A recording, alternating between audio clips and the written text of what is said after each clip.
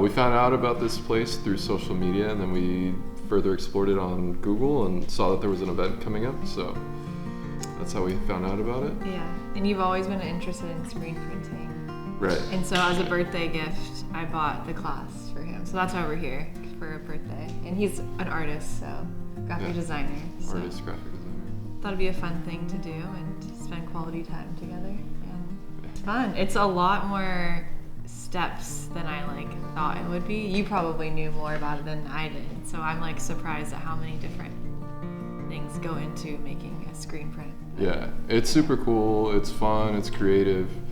I'm used to doing things on the computer, so this whole step of drawing whatever you want and then cutting it out and then that's it is pretty fun. I feel like it's a good hands-on, I'm not an artist by any means, but it's fun to be able to use your hands and step away from a screen for a little bit too, because I know we're always on our phones so much.